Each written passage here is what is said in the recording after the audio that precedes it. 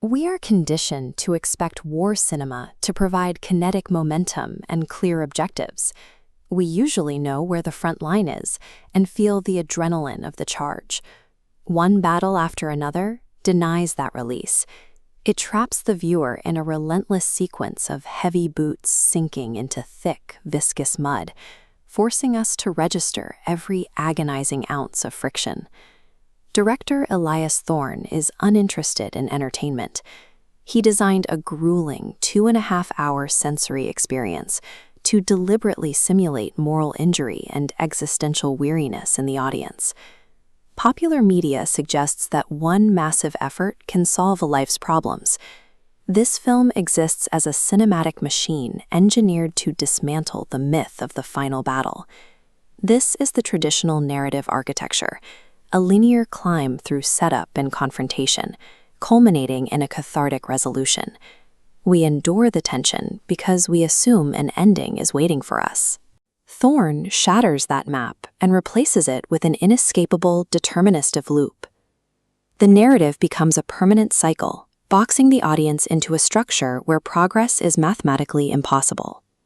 We navigate this recursion through Corporal Elias Thorne, anchored by Julianne Moore's performance of agonizing restraint.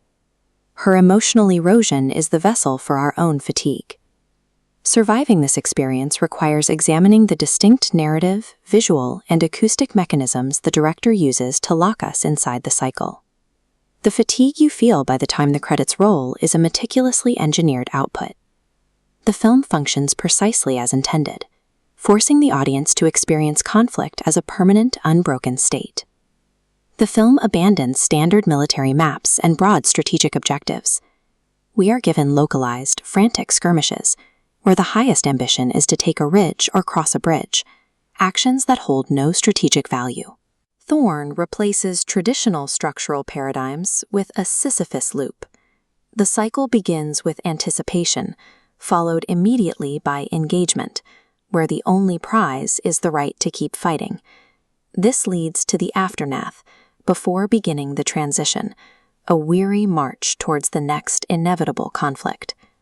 We see the psychological toll of this structure in the farmhouse sequence. For 20 minutes, there is no dialogue, no combat, and no movement forward. Corporal Thorne cleans a wound and eats cold rations in total isolation. The tension in this room is suffocating. By this point, the film has trained us so thoroughly in its rhythm that we know peace is an anomaly, and we are simply waiting for the world to violently correct the cycle. The final battle is revealed as a lie. There is no overarching map showing a path home. There is only the next horizon, and the violence waiting behind it. This structural repetition acts as a pedagogical tool. It trains us to stop rooting for a definitive victory, teaching us that winning is merely a temporary state between two traumas. Cinematographer Clara Hahn reinforces this entrapment through an oppressive visual grammar. She takes the standard widescreen format and cuts off the periphery into a 1.43:1 aspect ratio. This induces severe vertical claustrophobia, mirroring the character's inability to see outside of immediate survival. Hahn rejects the kinetic, shaky cam immersion popularized by Saving Private Ryan. Her camera relies on a hauntingly steady, locked-in gaze.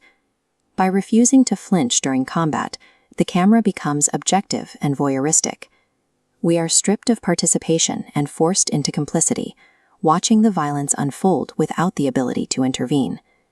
The naturalistic lighting choices compound this detachment.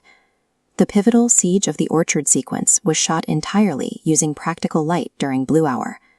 The low light reduces the opposing forces to silhouettes. The enemy ceases to be a specific group of antagonists and becomes a recurring, indifferent environmental phenomenon, like a plague or a storm. We track Thorne's descent through her reflection. First, recognition. Second, the alienation of a face she no longer knows. And finally, fragmentation as she stares into a shattered pane of glass. These objective visual choices de-exoticize trauma. They force the viewer to confront the machine of conflict as a cold force that consumes human beings equally. The psychological assault continues through sound designer Marcus Thorne, who abandons the traditional orchestral score. He constructs an audio palette built on industrial minimalism. We hear drone-like hums, distant artillery that thuds like a slow heartbeat, and the constant rhythmic clinking of gear. We experience the peak of this audiovisual assault during the trench sequence. This continuous take crawls with agonizing slowness through waist-deep water. The slowed pace forces us to register the literal weight of the environment. We notice the jammed rifle, the torn fingernail, and the thick mud caking onto eyelashes. A young soldier stops in the mud, simply refusing to move forward.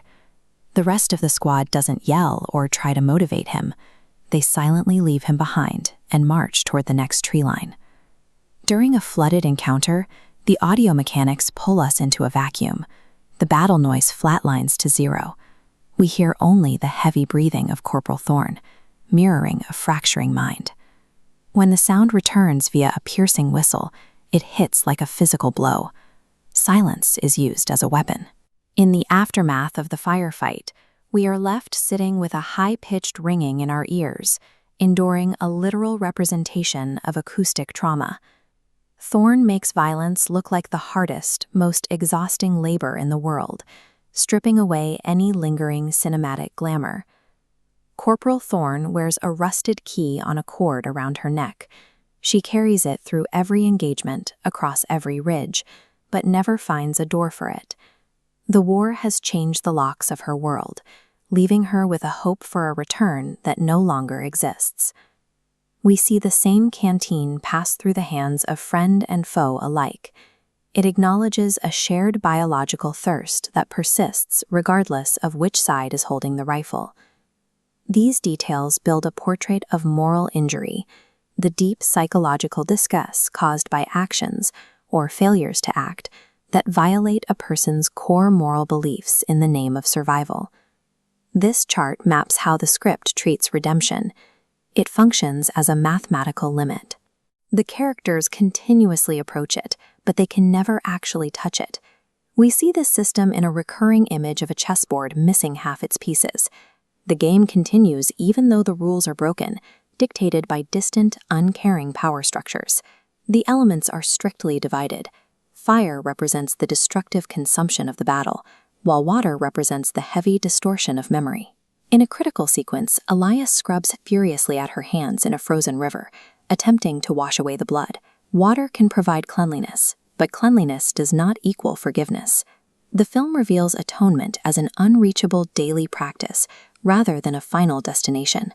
The recursive structure, the crushing 1.431 framing, and the weaponized acoustic deprivation work in concert to systematically deny us the comforting balm of glory. This leaves us facing the script's central philosophical challenge. Is there bravery in continuing to fight a losing game where a definitive victory is impossible?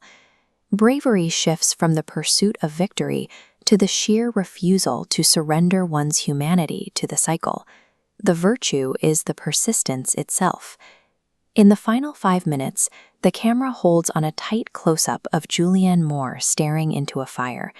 She holds the exhaustion of 1,000 years in her expression as the cycle prepares to reset. Then she offers a faint, knowing smirk. It is a signifier of absurdist liberation. She knows the battle is coming, she is no longer surprised, and she chooses to face it anyway. The final frame mirrors the opening shot. The timeline loops back on itself, but Elias has mastered her fate by acknowledging the cruelty of the machine she is trapped inside. By applying a universalist lens, the film de-exoticizes the warrior. It focuses the viewer's attention entirely on the shared human condition of suffering. We are presented with a deterministic Ouroboros of history. We cannot stop the battles from arriving at the tree line, but we retain the agency to choose exactly how we stand within them. You do not passively watch this film, you survive it. You leave the theater with the realization that, in this world, the battles never actually cease, they simply change shape. Through grueling repetition and uncompromising design, Elias Thorne's work understands the greatest casualty of conflict isn't just life, but the very concept of an ending.